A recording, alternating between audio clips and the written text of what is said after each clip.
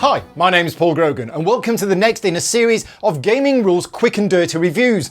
In this video I'm going to be covering Mystic Vale, designed by John D Clair and published by AEG.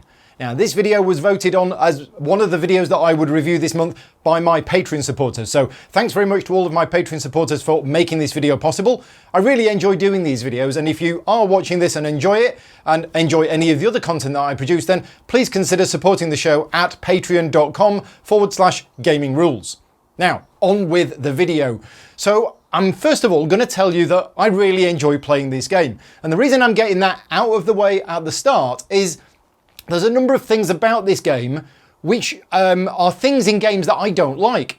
And this video, I'm probably going to cover a number of those negative points in more detail than I will cover the things that I like about the game. So I wanted to get it out of the way up front as to why it is that I enjoy playing this game, despite the fact that it has a number of these things in there that I generally don't enjoy. So one of the things that I enjoy about it is it's cool. Card crafting. It's a new thing. I mean, when Dominion came on the scene and gave us deck building, it was new, it was revolutionary. I remember being at Essen the year it came out, and it was like, wow, this is a new thing, this is a new mechanic. Well, card crafting sort of takes that to the next level. So for those people who are watching this who don't know, this is a sort of deck building game. But in this game, you have your deck of cards, and it's always 20 cards. You never add or remove any cards to it. As far as I know, there are many expansions for this game, and there may be cards in there which do that, but I don't know. So you have these 20 cards, but what happens during the game is that you can buy these advancements, which are clear plastic, and you basically slide them in like that, and you've improved your card. So you've still got the same 20 cards, but you are making the cards better as the game goes on, which is such a cool idea. Now, the first problem that obviously the publishers would have had is, how are we going to do this? You know, the production, this is taking production to a level which hasn't been done before. I mean, it sounds simple, you just put cards in sleeves, but they obviously had to go through various things in order to work out how this was going to work. The game comes with the sleeves, and it comes with a number of spare ones as well, because I have heard stories of a few people the sleeves are breaking. This copy, none of the sleeves have ever broken. Oh, and thank you very much to Rick for lending me his copy, by the way. But there are some spare sleeves in it. So there was obviously production challenges that they faced when they were making the game, and I think they've done a pretty good job with it. So, reasons why I enjoy playing the game. It's fun, it's cool, as I mentioned, it's relatively quick, and it has engine building. And the engine building in this game is, once you get going, you start off not being able to do very much, and as it ramps up, you're able to buy these super powerful cards, and then the game comes to a close. So it does play relatively quick, and that's one reason why I enjoy playing it. If this was a 2.5, 3 hour game, I probably wouldn't enjoy it as much because of some of the negative things about it. And let's cover them now. One of the mechanics in this game is a push your luck mechanic. I don't like push your luck as a mechanic. I really don't. It's one of those things that I don't like.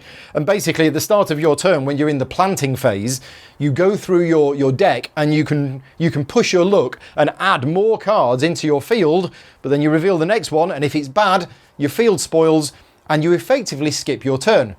So late on in the game, when your field is actually really good and you've got lots of cool stuff going on, you don't really want to be pushing your luck, but at the start of the game, it can be something you want to do. Now, I'm no expert at the game, but this is something I do like to do.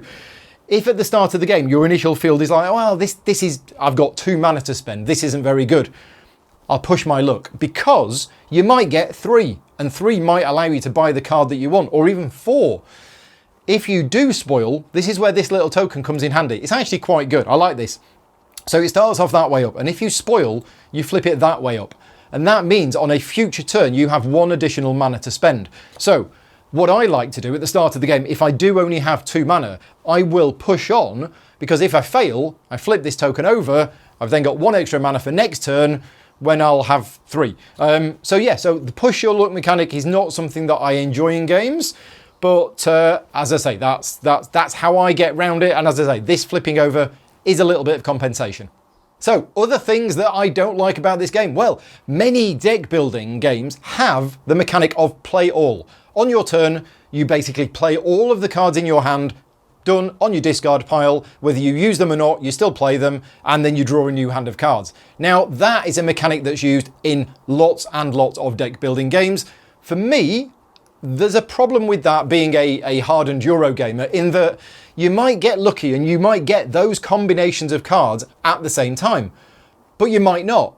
And the problem is, there is a luck factor of, oh, did I manage to draw this card combo at the time? No, I didn't. Did I draw it next time? No, I didn't. And you keep going round. Other deck building games, such as Mage Knight, Great Western Trail and things like that, allow you to keep some of the cards in your hand from one turn to the next, which is a very different game, I know. And as I say, most deck building games have this, but this game, there are card combos that you can get. And whether they come out or not is down to the order of the cards in your deck. There are some cards that you can get which will allow you to manipulate your deck, take out cards and put them in your discard pile, so you have more chance of getting to the ones that you want, and I like that. So now it's on to what I think about the rulebook. Well, I think the rulebook's really good. I mean, it's laid out really nicely. It's quite big. They've taken a lot of space with things, which is nice. You get the card anatomy. The rules of the game are not actually that complicated, but you do get these examples, which is good.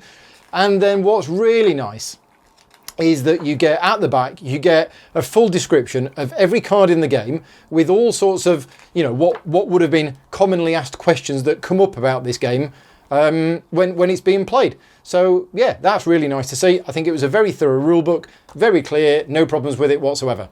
Now, the other slight problem of the game is it can be prone to cheating. Now, if you're playing with people who don't cheat, then that's absolutely fine. But once you've improved your card and you've got, you've tucked in a number of things in there, physically, it's a thicker card, okay? Now, that means when you are reshuffling your discard pile, some people, I can't do it because I'm not very good, but I've heard this story from others and I have tried to do it myself. You can sort of go, oh, okay, yeah, that's a thick card there. I'll make sure that thick card is on top, for example. So the physical thickness of the components changes as you improve it. And obviously, once a card has been improved, twice, it's the best it can be. So you want those cards, generally speaking, on top of your deck.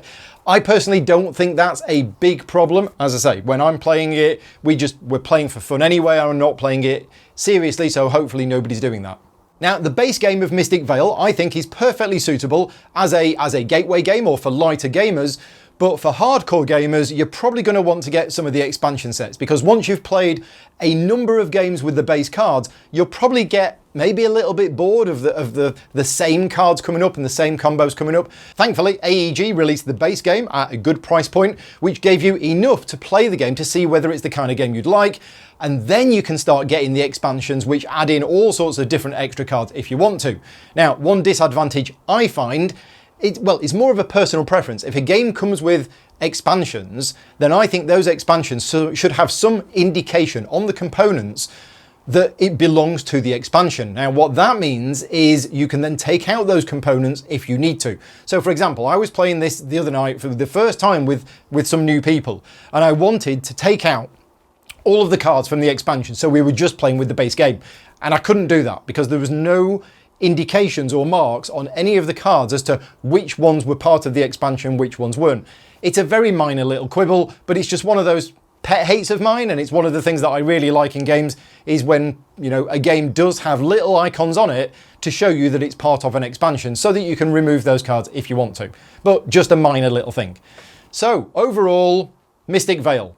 I really like the game. It's a game that I would happily play multiple times back to back because it is relatively quick, and I do enjoy playing it, and I'm looking forward to playing more of it with some more of the expansion sets. So that's everything that I think about Mystic Vale. If you've enjoyed this video and you want to support the channel, then please consider supporting me over at patreon.com/gamingrules. And until next time, take care and thanks for watching.